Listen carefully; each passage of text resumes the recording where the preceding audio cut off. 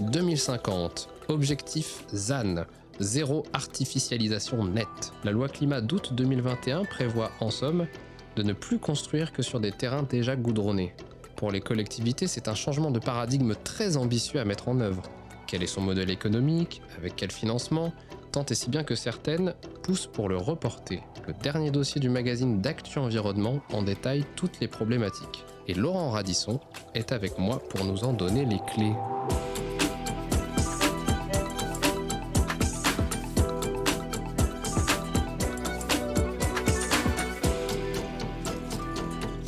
Les clés de l'environnement, le podcast d'Actu Environnement. Bonjour Laurent. Bonjour Félix. Alors déjà, de quoi parle-t-on lorsqu'on parle de zéro artificialisation nette? C'est dur à dire en plus. C'est difficile à dire, mais concrètement, ça correspond aussi au concept de sobriété foncière. C'est-à-dire qu'on va privilégier la construction sur des terrains déjà artificialisés, donc des friches.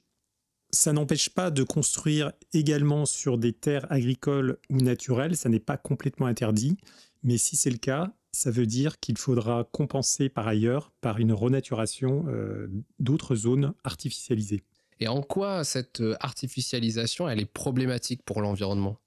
Elle est problématique parce que l'artificialisation des sols, ça correspond en fait à une altération durable des fonctions écologiques de ce sol. Donc ça a des incidences en matière de changement climatique également, puisque ça empêche en fait un stockage du carbone, ou ça peut avoir également des incidences en matière d'inondation, avec donc une artificialisation, une imperméabilisation des sols qui occasionne en fait un ruissellement des eaux qui peuvent être problématiques en cas de grosses précipitations. En introduction, j'ai cité la loi climat. Donc, il y a des objectifs qui sont attachés à cette zéro artificialisation nette. Quels sont-ils déjà, pour rappeler? Oui, alors ce concept de ZAN était déjà inscrit dans le plan biodiversité présenté par Nicolas Hulot, qui était alors ministre de la Transition écologique et solidaire, en juillet 2018. Et à l'époque, cet objectif en fait n'avait pas de traduction législative. C'est maintenant chose faite en fait depuis la loi climat et résilience du 22 août 2021 qui est inscrit donc cet objectif noir sur blanc avec donc l'échéance 2050. Et puis un deuxième objectif a été inscrit, un objectif intermédiaire qui vise à diviser par 2 le rythme d'artificialisation des terres sous 10 ans, donc d'ici 2031. C'est très ambitieux comme objectif. Pourquoi être aussi ambitieux? Diviser par 2 en 10 ans, ça paraît presque impossible quand on connaît le milieu de la construction actuelle. C'est un objectif effectivement qui est difficile, mais qui est nécessaire parce qu'on se rend compte que le rythme d'artificialisation est encore très important. On a coutume de dire qu'il y a un département français qui disparaît tous les 10 ans. Et les derniers chiffres en fait, qui ont été présentés par le CEREMA l'été dernier ne sont pas très encourageants, puisqu'on a constaté en fait à nouveau une augmentation du rythme d'artificialisation, alors que ce rythme avait baissé les 4 années précédentes. Alors juste pour rappel, pour ceux qui nous découvrent, le CEREMA, c'est le Centre d'études et d'expertise sur les risques, l'environnement, la mobilité et l'aménagement du ministère de la Transition écologique. Et ces objectifs, donc, qui sont désormais inscrits dans la loi, comme tu le disais, comment on est censé les appliquer? Alors c'est là toute la difficulté, c'est que ces objectifs doivent être ensuite traduits dans les documents d'urbanisme des collectivités territoriales. À ce niveau-là, on rentre dans le dur et c'est ce qui est très difficile puisque ça va conditionner les politiques d'urbanisme en fait des collectivités et en particulier des communes et des intercommunalités qui ont ces compétences. Et pour avoir plus de détails aussi sur les différents documents d'urbanisme qui sont concernés, on vous invite à vous rendre sur actuenvironnement.com et puis à lire le dossier du magazine. Aujourd'hui, qu'est-ce que ça remet en cause, ces objectifs? Ça remet en cause les modèles économiques et également culturels qui existaient jusque-là et qui étaient fondés sur la consommation foncière. Alors, au niveau culturel d'abord, parce qu'au niveau local, les politiques d'urbanisme menées par les maires étaient fondées sur cette consommation foncière. Ils avaient coutume de faire le bilan de leur action en fonction du nombre de constructions réalisées en fait durant leur mandat. Maintenant, ça ne va plus être le cas. Et c'est rendu d'autant plus difficile que traditionnellement, donc, les Français ont une appétence importante pour la maison individuelle avec jardin et que ce désir, en plus, s'est accru avec la crise sanitaire liée au Covid-19.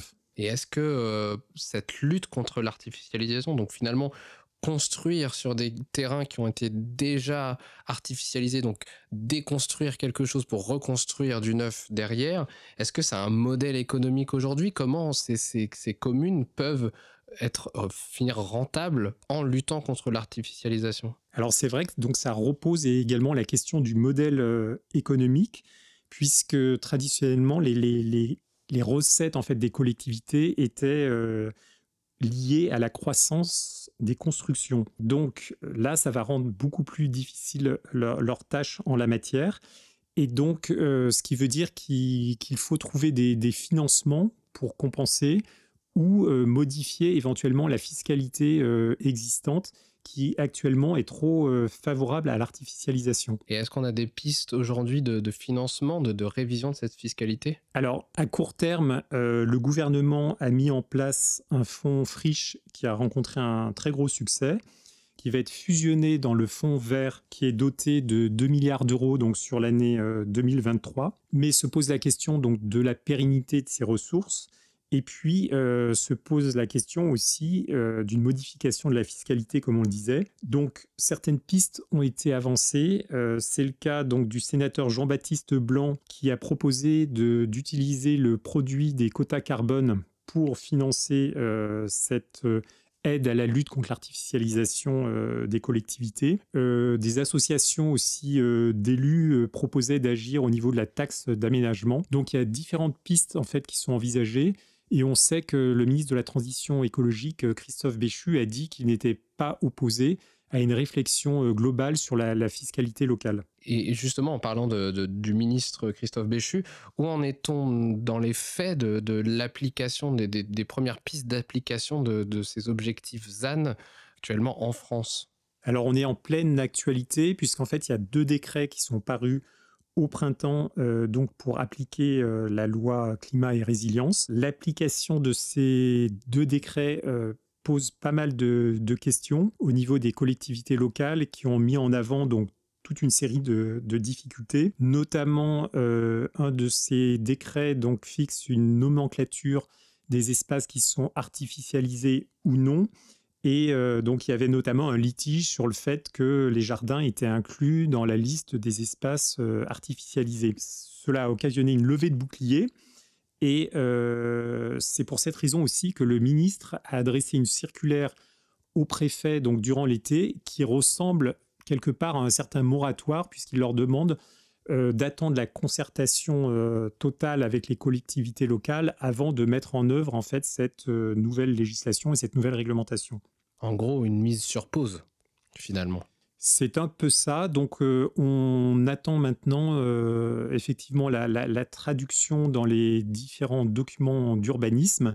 Des résultats devaient être proposés par les schémas de cohérence territoriale sur ces questions ces jours-ci. Eh bien, pour les avoir, ces résultats, il faudra vous rendre dans les prochaines semaines ou mois pour voir ce que ça donnera sur le site d'actuenvironnement.com. Merci Laurent pour ce point d'étape.